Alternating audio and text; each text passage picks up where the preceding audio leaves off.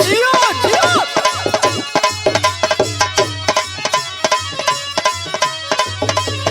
ओ हो।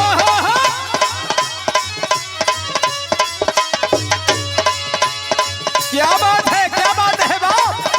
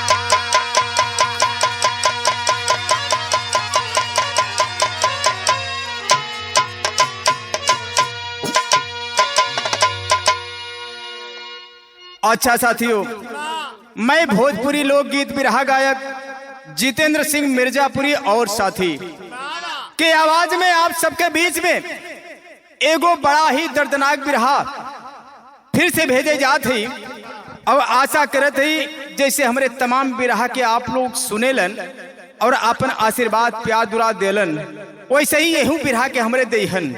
बिरहा में चालन भूमिका में भाव लिखल गल मास्टर साहब।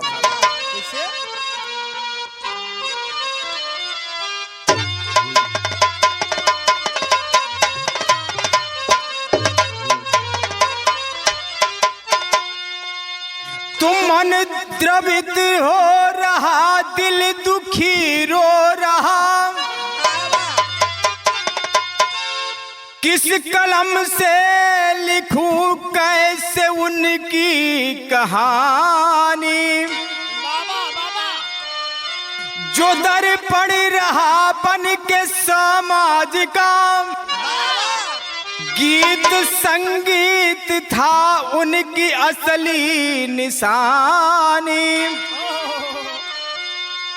मान सम्मान के जो धनी थे कभी, कैसे वर्णन करूं उनके गुण को बखानी,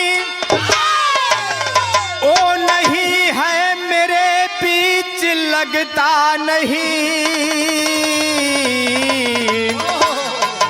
कभी जितेंद्र बिलखते हैं घर के परानी।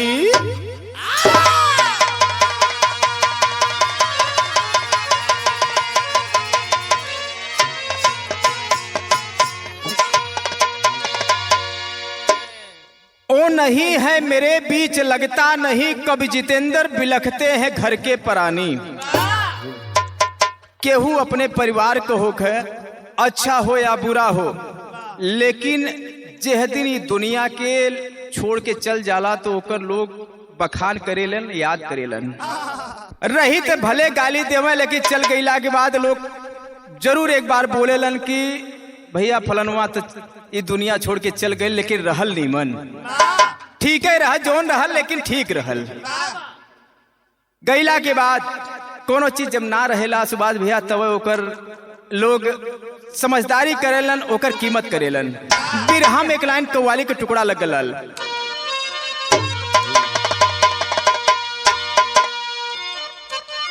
वाह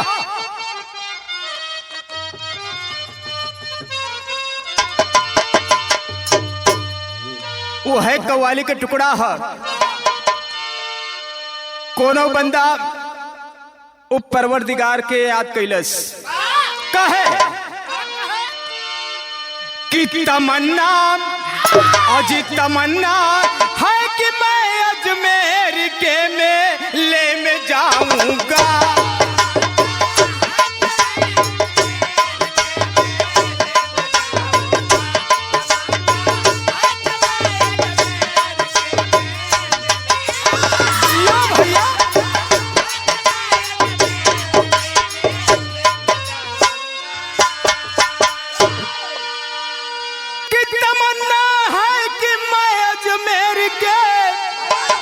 मेले में जाऊंगा और मेले में जाऊंगा और वहाँ जा कर पिया ख्वाजा से सब दुखड़ा सुनाऊंगा।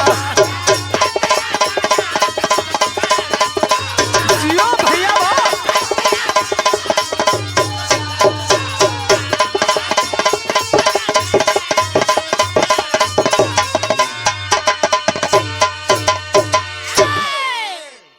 इत कव्वाली के टुकड़ा रहे, लेकिन बिरहा में बड़ी सुंदर भाव लिखल गल कि मानव को किस घड़ी कैसे नचाएगी समय जालिम।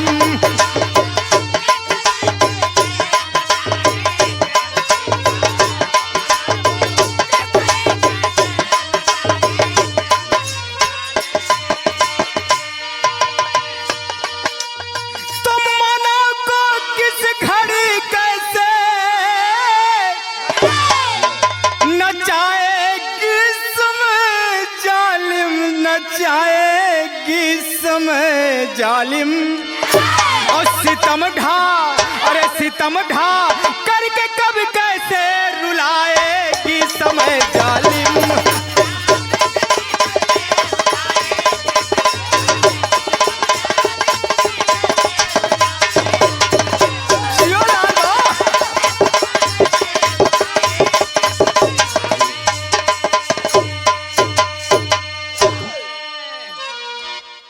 निजामुद्दीन भैया, यह समय है कि आदमी के नचावेला रुआवेला, कभी खुशी देला तो कभी गम देला। बड़ी कीमत है समय का। यही से हमारे बिरहा का शुरुआत भाई नजम के लाइन लग गए बहादुर।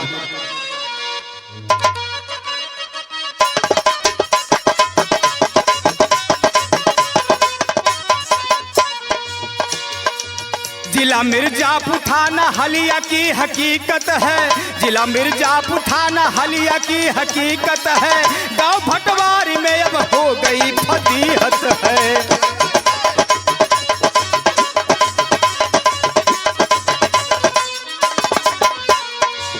सुरेंद्र सिंह उसी गांव के निवासी है, सुरेंद्र सिंह उसी गांव के निवासी है। पत्नी के मौत से मन में बड़ी उदासी है।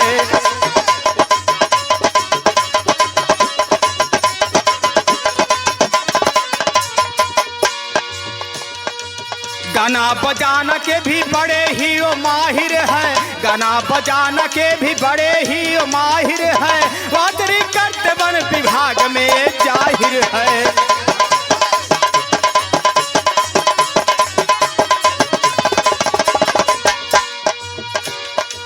बच्चे जवान बूढ़े सभी के चहेते हैं।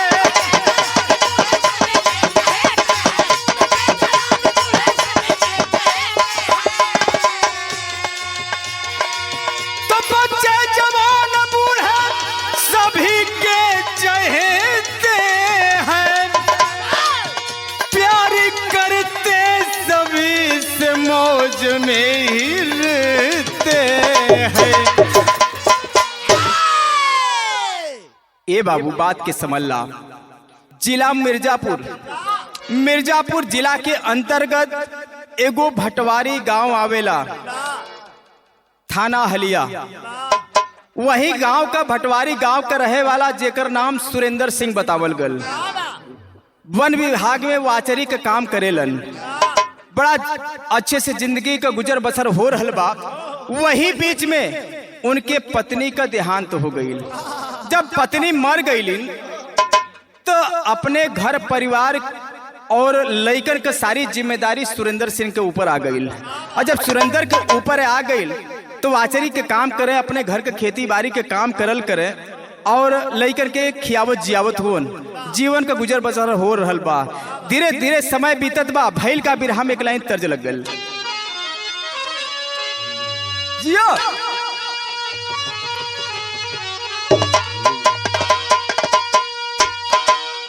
वह तर के लाइन बा सुभाष भैया, कोनो मेहरारू का आदमी गंजेड़ी मिल गल, बड़ा गांजा खींचल करे और गांजा खींचत खींचत सुखा के एकदम लकड़ी हो गल।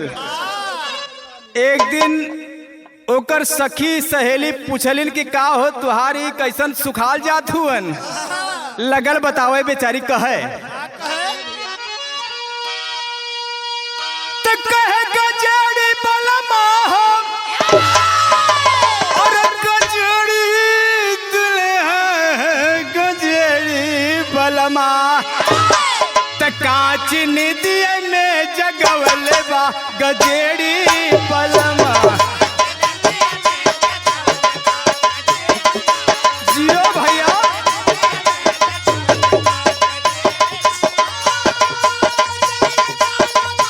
जियो जियो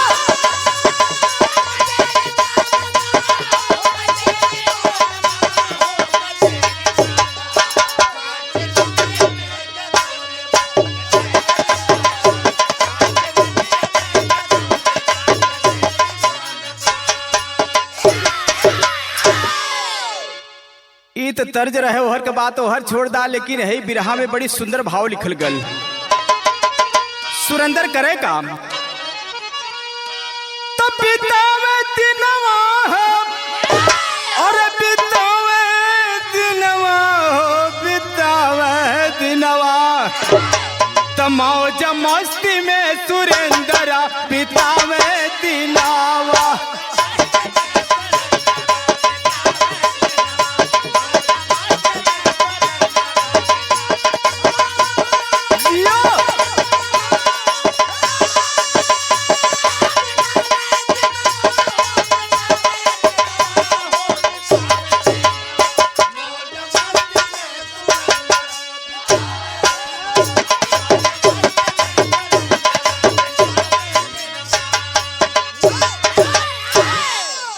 सुरेंद्र बड़ा खुश मिजाज आदमी रहे, समाज में गावे बजावे बढ़िया, मतलब सामाजिक आदमी रहे, बड़ा गावल बजावल संगीत से जुड़ल व्यक्ति रहलन है, बड़ा समाज में मान सम्मान रहे उनकर।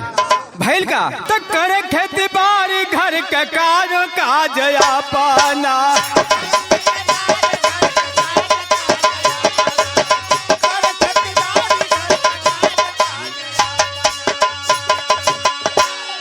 और लइकन के अपने पूरा में सब सपाना।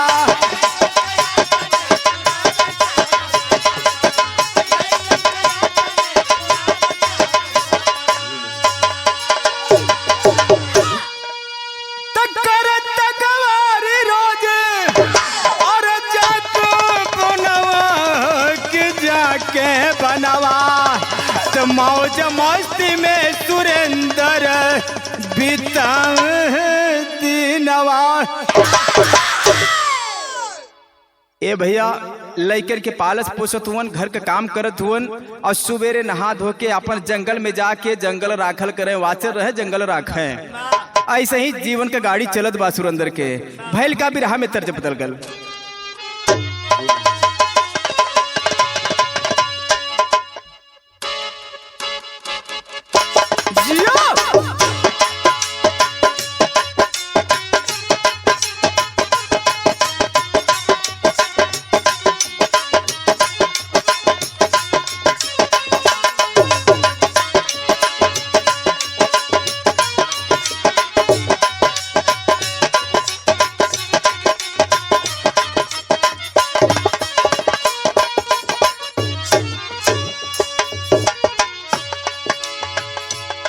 वह तर्ज के लाइन बा, चोने गीतिया के जिए तो हमरे स्वर्गीय बुल्लू गुरु जी गावल करे। कैसे गावे कि आंगना में फूले फूल के नवाइन नदी, तो आंगना में फूले फूल के नवाइन नदी, बाजेला बधाइया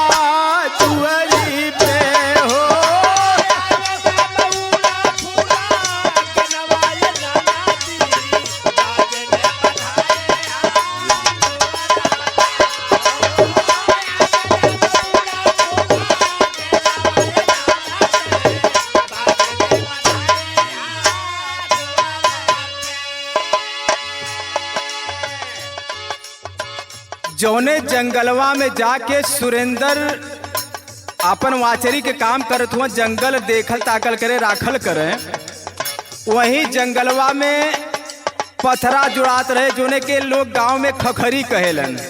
वही के जुड़ाई होता मतलब पौधा उधा लगत रहे वन विभाग के। वही में एगो औरत काम करे आवे, मजदूरी करे, बतावल गई।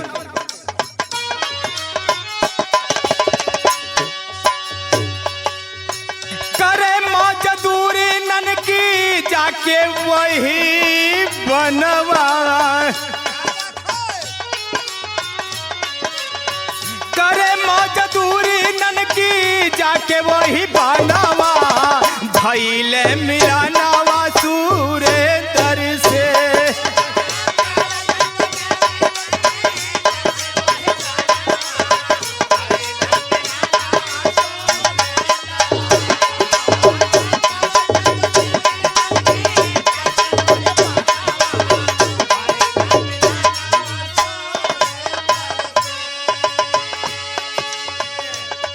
वही वन में, वही जंगल में सुरेंद्र वाचरी काम करत हुवन, वही पौधा उधा लगत हम मजदूरी करे। एगो ननकी नाम का औरत आवल करे। जब ओसे भेंट भइल तो भइल का,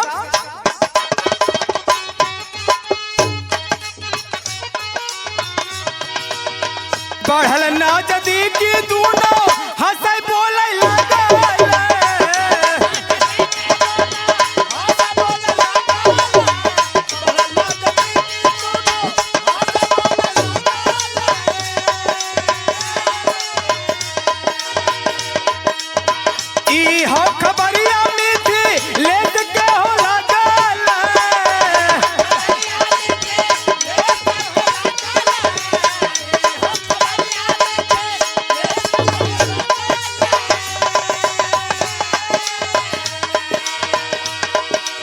अच्छा तो मिथिलेश के है, वही औरत ननकी का लइका है।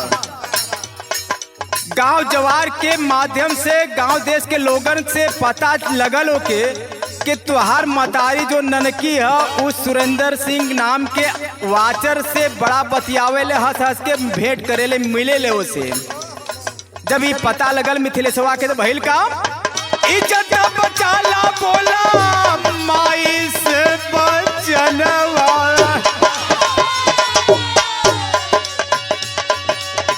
इज्जत बचाला बोला माई से बचानावा, भइले मिलानावा सुरेंद्र से हो।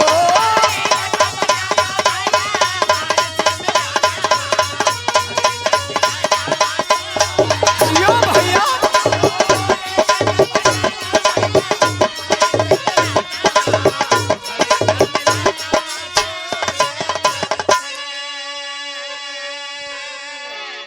जब मिथिलेश के पता चलल, गांव जवार में चर्चा हो गल कि जब तुम्हार महतारी मिथिलेश जाली काम करे ननकी, तो वहाँ सुरेंद्र नाम के वाचर से भेंट करेले, उसे बड़ा हंस हंस के बतियावे ले। हमें कुछ शंका बुझा था कि कुछ गलत करेले, आदत खराब होता है कर। एक दिन मिथिलेश अपने मतारी ननकी से कहे लगल कि माई सम्मान बचावा, बिटिया तुहार बड़ रहे ओकर शादी कई देलू, अपने ससुरे चल गइल। हम तुहार लइका है, सयान हो गइल ही, अब शादी हमरो कई देबू, तुहार बुढ़ाई कट जाई। आपन मर्यादा जब इतनी दिन बाबू के मर गईले भइल, लेकिन मर्यादा ना खोइली, तो अब बचाएला मत खोआ समझौलत। बड़ा गांव जवार में उल्टा सीधा लोग बतियावेलन, हमें बड़ा शर्मिंदगी महसूस होले, हमार अपमान लोग करे लेन, ताना मारे लेन, तुहार महतारी से जाके ऐसे ही करे ले। लेकिन भइल का बाबू, विदेशिया में भाव लिखल गल,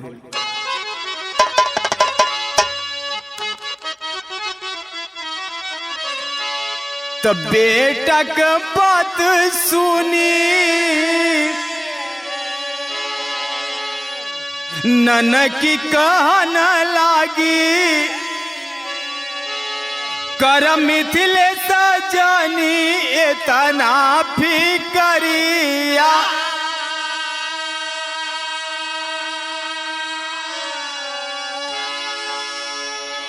के झूठ बोला ताड़े सब गौआ के लोगावा हो के दाग ना लगवली हम अपने आचरिया।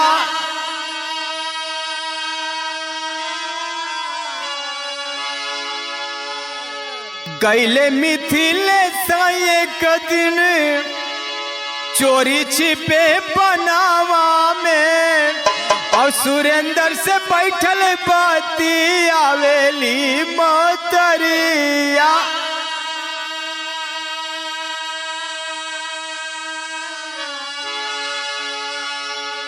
शंका भइल तब प्लान एक बनवाला हो लक्ष्मण से जाके मिथिलेश के जिक्रिया।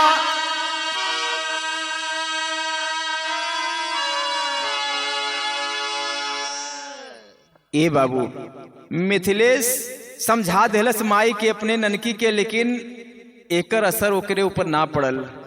धीरे धीरे कुछ दिन जब बीतल बा तो गांव जवार में चर्चा जारी है।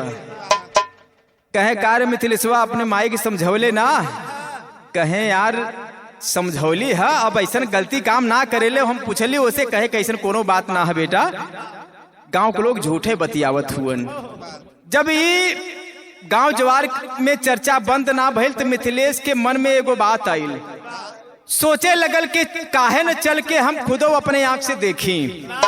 एक दिन जब मतारी काम करे बदे जंगल की ओर चलल तो पीछे पीछे चोरी चोरी मिथिलेश भी जंगल में गइल बा और साथ में अपने बहन का जोन ससुर रहे जेकर नाम लक्ष्मण कोल बतावल गल ओके साथ में लियोलस।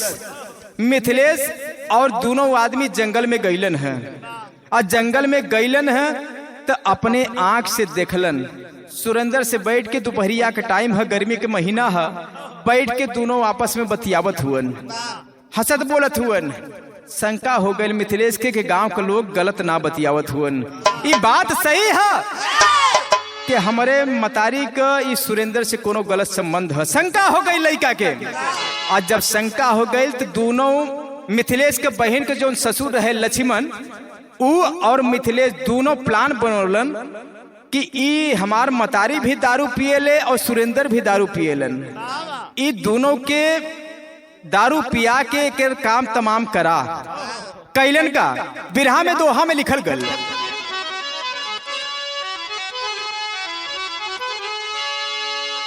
तो प्लान बना मिथिलेश लक्ष्मण पहुंचे वन में जाई।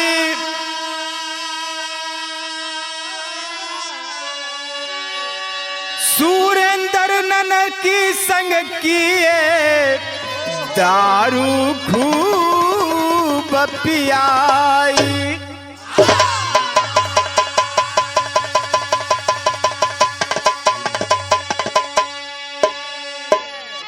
देख ताक के लक्ष्मण और मिथिलेश दोनों वहीं से चुपचाप पीछे लौट देहलन और साइकिल पर बैठलन है और जाके वहीं भटवारी गांव में एगो दारू का ठीका है, वहीं दारू के ठीका पर जा करके और दारू लेहलन है कई बोतल, जीएम का कहेलन ना, वही के लेहलन है और लई के वहीं जंगलवा में पहुंचलन है।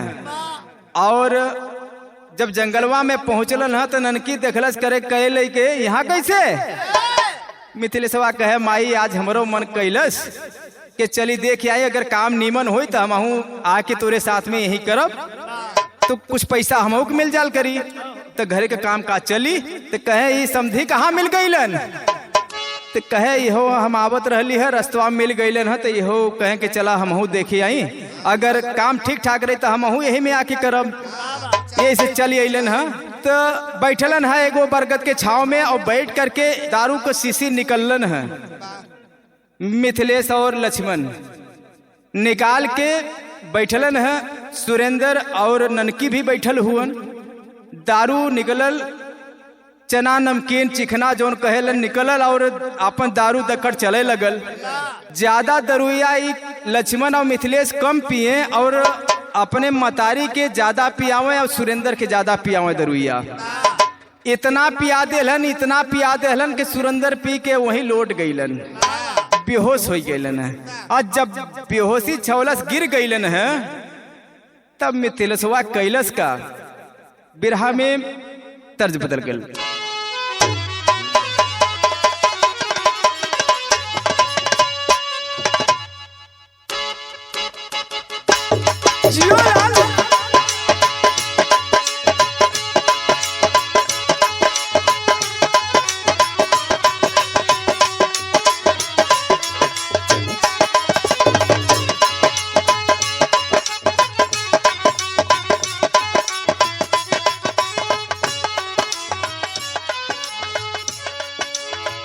वह तर्ज के लाइन हो,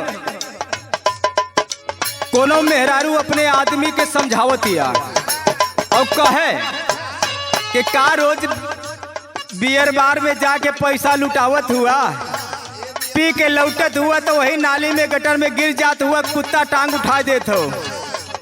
जब पियन के शौकीन हुआ तो घरे आके पिया और तो के गिलास और लोटा का भी जरूरत ना पड़ी। एक उपाय बतौलस, कहे घर ही में मजा ले ल राजा बियर बारी के।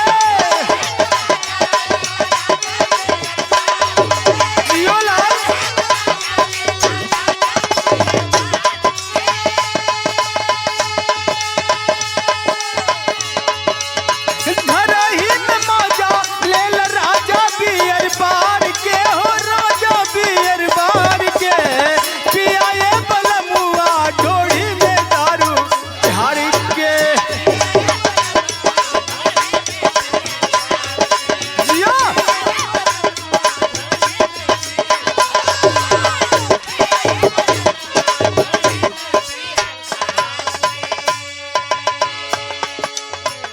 अच्छा तो सुभाष भैया ही मेहरारू उपाय बदौलत अपने आदमी के, लेकिन बिरहा में भाव लिखल गल, भइले बेहोश जब सुरेंद्र गिरे जाई। क्या बात है बा?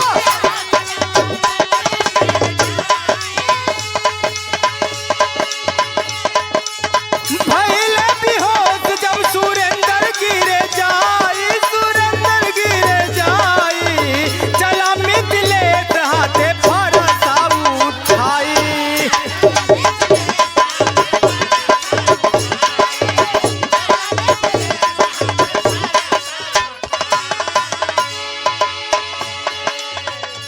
जब देखलस कि सुरेंद्र दारू पी के बेहोश होके गिर गईल हुअन, तब मिथिलेशवा वहीं बगल में माटी खने वाला फरसा रखल रहे, वही के उठा के चलल बा। कैलस काम कि हमार गर्दन कट के गईले या लगाई।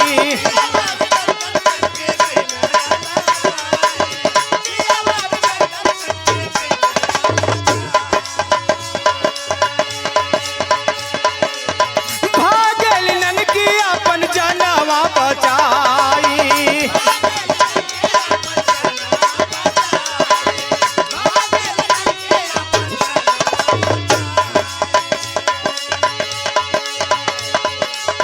पकड़ा है लक्ष्मण का है अखिया दिखाई।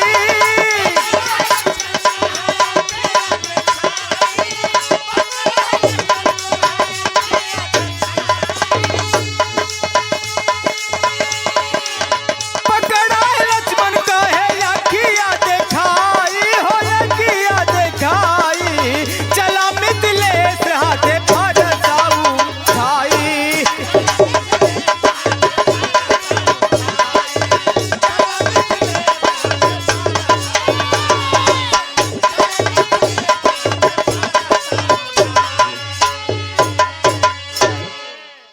ए बाबू, मिथिलेश फरसा लेके चलल बा और जाके वही माटी खने वाले फरसा से बेहोश हुन सुरेंद्र, उनके तो होश है ना, पहुंच के चौचक गर्दनवा पर चला देहलस फरसवा। और जब फरसा चलवले बात गर्दनवा खट के अलग हो गल। अलग जब हो गई बात भइल का, वही फरसवा से कपड़वा उतार के और छतिया पर चला के छतिया के दू भाग कई देहलस, पकड़ के ही पक्तिया चीर देहलस, अलग अलग कई देहलस। और जोन सुरेंद्र का दिल रहे वो के निकाल के हथवा में ले लेहलस। अब कहे कि यही दिल में हमरे माई के तू बसावेल ना, ये दिलवे न रही बसी कैसे। निकाल के दिलवा और सुरेंद्र सिंह का छतिया फाड़ के और झाड़ी में फेंक दहलस। और ई दृश्य के जब ओकर मतारी ननकी देखलस तो सारा नशा उतर गल दारू के ऊपर। कही तो गलत हो गल, सोचलस कि लड़का हमार मिथिलेश हमके छोड़ी ना, भगला से अपन जान बचावे खातिर। तबले ननकी के समधी जोन मिथिलेश के सथवा में गए रहे लक्ष्मण कोल, वो जाके दौड़ के और ननकी के पकड़ लहलस। कहे कहाँ भगाती हूँ, तनी हेने अबाब। अब पकड़ के ले आइल, वही बरगद के नीचे वहू के ले आके पकड़ के पटक दहलन। दोनों मिलके पटक के वही फरसवा से अपने मतरियों का गर्दनवा काट के अलगिया देहलत मिथिलेशवा। और जब काट के अलगियोलस तो समय भैल का बिरहा में टेरी में भाव लिखल गल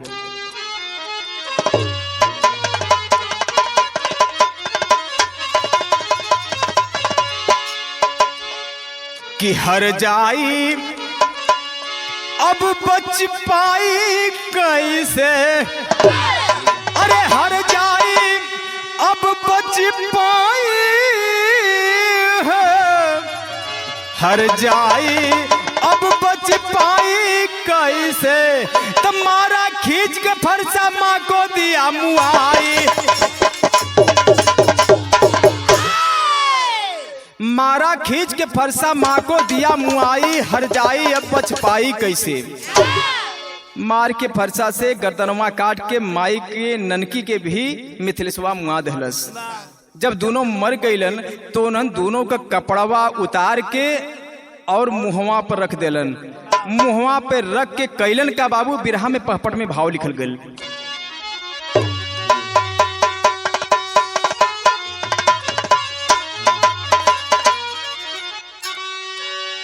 मरला के बाद मिथिलेशवा कहत बा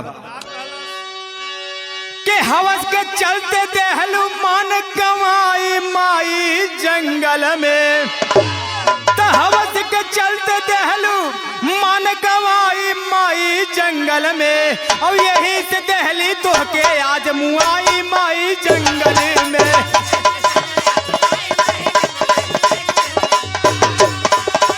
जियो जियो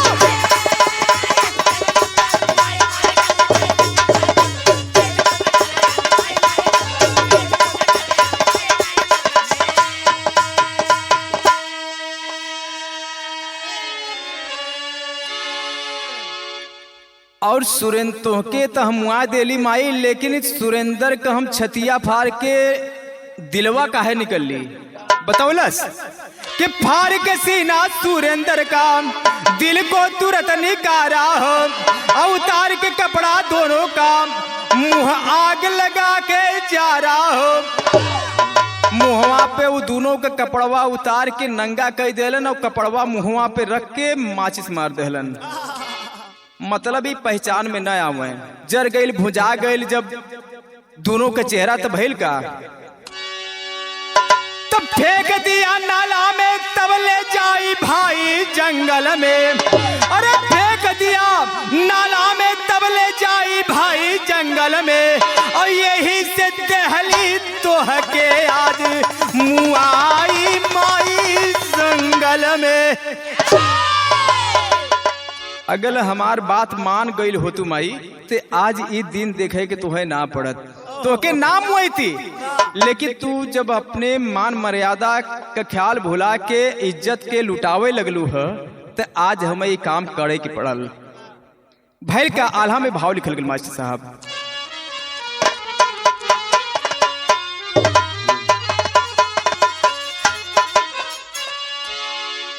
तो घरवा के लोग खोजे, तो घरवा के लोग खोजे, इहाँ उहाँ जाइए भैया।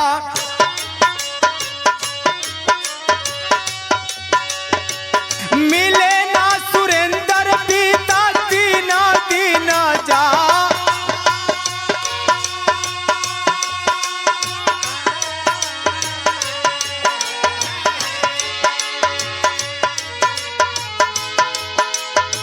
नाला में पड़ल लाश देखल चौकी देरवाए बाबू।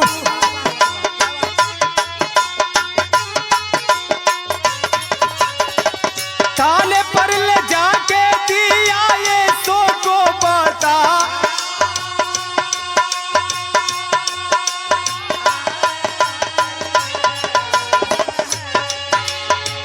घटना स्थल पर पहुंचे दरोगा जी जाइए भैया।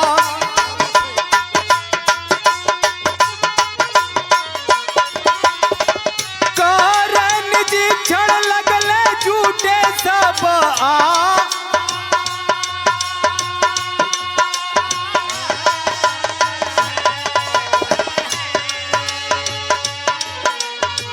लासिया के देख संजय रोवे बिल खाइए बाबू।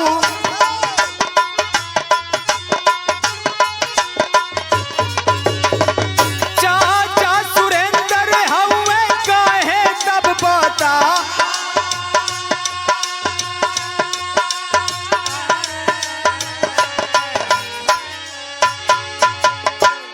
ए बाबू 3 दिन बीत गई घटना के। मुआ के दोनों के और एकरे बाद मुंह झोंस के मिथिलेश और लक्ष्मण मिल के ले जाके वही एगो गांव पड़ेला मटिहरा, वही मटिहरा गांव के नाला में फेंक दहलन और चल गईलन घरे। जब रात भइल, रात भर घरे सुरेंद्र ना पहुंचलन है तो घर के लोगन के चिंता सतौलस कि रोज तो जंगलवा से आ जात रहलन है, लेकिन आज ना अइलन।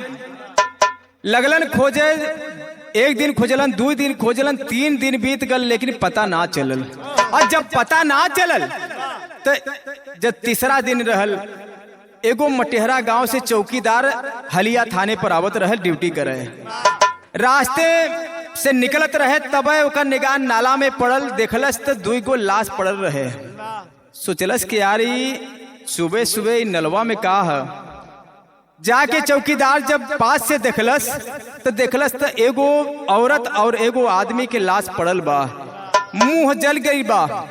लेकिन वो वहां से चलल और थाने पर जा करके सीधे केहू से चर्चा ना कैल, जा करके हलिया थाने पर यशो साहब दरोगा जी से बतौलस कि साहब हम घरे से आवत रहली है ड्यूटी पर, तब देखली है रास्ते में एगो नाला है, वो नाला में 2 गो लाश पड़ल है, एगो औरत का एगो आदमी का।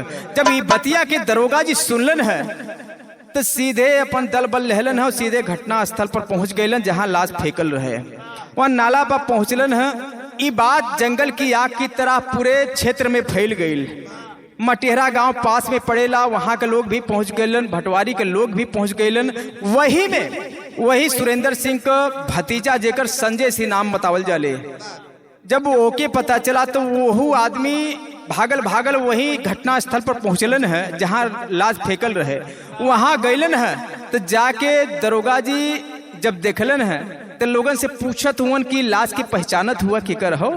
तो लोग कहे कि ना भैया ना साहब हम ना जानत हैं केकर लाश है। एहर संजय सिंह भी पहुंचल बा और संजय सिंह पहुंचल तो वहां जाके देखे लगल। जब देखल से तो मतलब उनके रूप रंग के देख के, कपड़ा के देख के पहचान गई।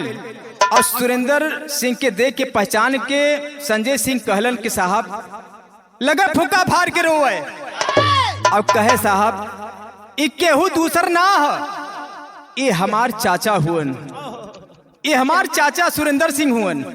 इतनी बतिया जब दरोगा जी सुनलन तो अवाक हो गेलन कि तुहार चाचा हुआ संजय सिंह। कहलन हाँ साहब ये हमार चाचा हुअन।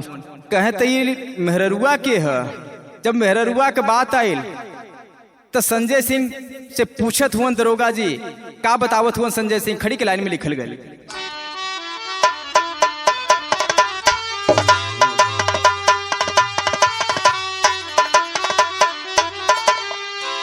तो दरोगा जी पूछे तब संजय से चेताई हो।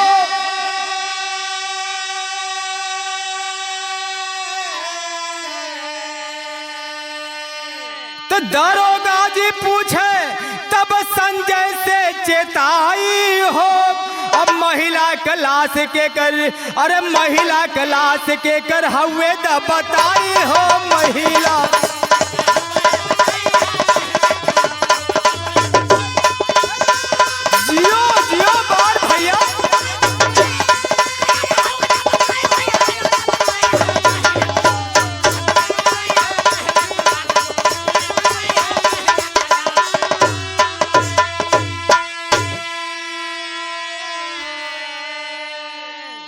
जब दरोगा जी संजय सिंह से पूछलन कि बेटा बतावा ये औरत के है, तो संजय सिंह बतावत हुन कि ननकी बनामे कर मटिहरा बगाव हो और करे मजदूरिया के जंगल के ठाव हो।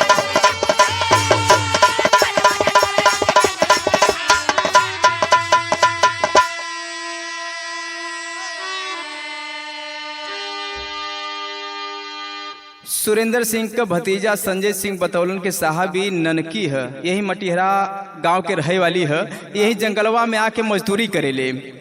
भैल का तो ट्रेस कर मोबाइल पुलिस पता तब लगाई हो।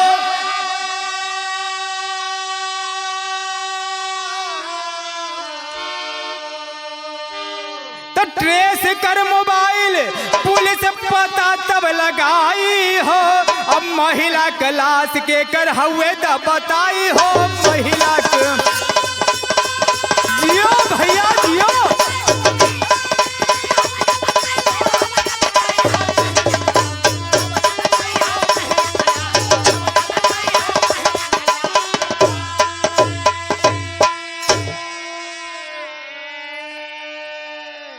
तो लक्ष्मण के जाके पुलिस पोखरौल से पकड़ लाए और घटना का सारी बात सब कुछ बतावाला।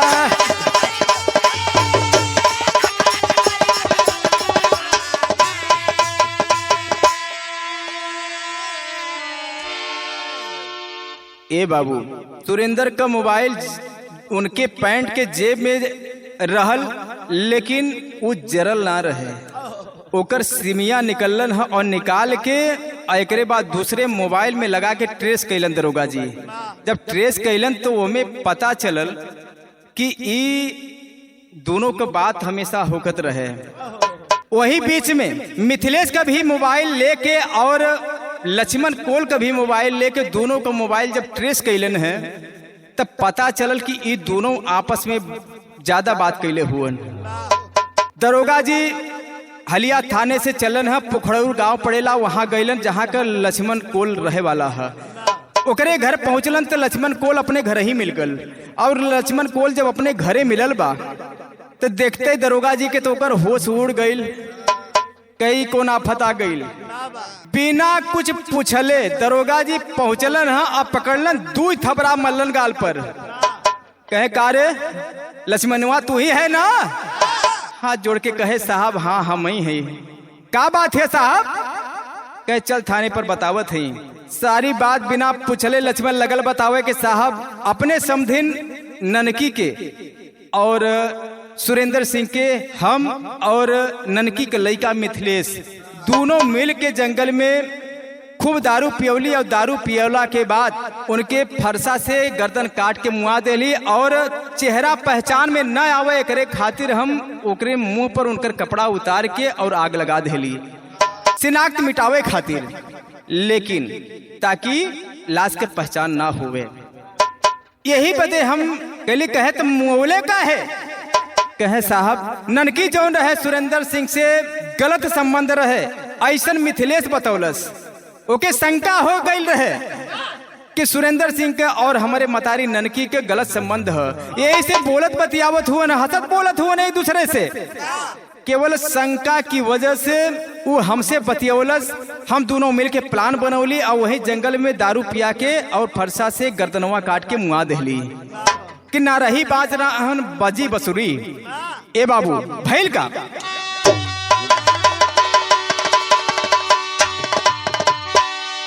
लक्ष्मण मिथिलेश गैले जेलवा पठाई के।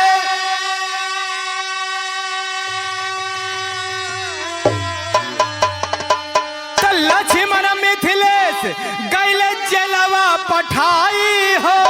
अब महिला क्लास के कर हुए द बताई हो। महिला क्लास जियो जियो बार बहादुर।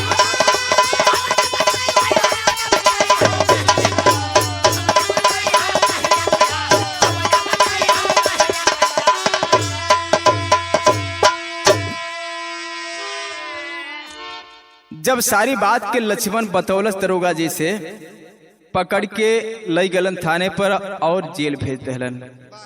जेल भेज देलन। कुछ दिन बीतल, मिथिलेशवा फरारी काटत रहे, भागल रहे। जब ओके पता चलल कि हमरे बहन के ससुर लक्ष्मण पकड़ा गईलन, तो घर छोड़ के भाग गई। और घर छोड़ के कुछ दिन भागल रहे और ओके जब दिमाग में आइल कि अब ना बच पाई, तो एक दिन जाके और कोर्ट में हाजिर हो गल, सरेंडर कर देलस। वहां से ओहू के पुलिस पकड़ के जेल भेज देलस। यही से हमारे कहानी के लास्ट भइल, आखिरी लाइन में लिखल गई।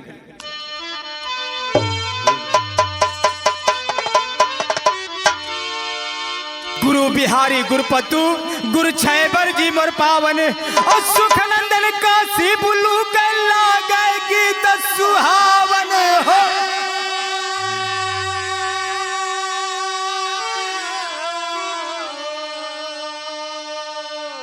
तहर जाई अब बच पाई कैसे, तहर जाई अब बच पाई कैसे, ठाकुर जितेंद्र के रक्षक शारद माई सुनाई।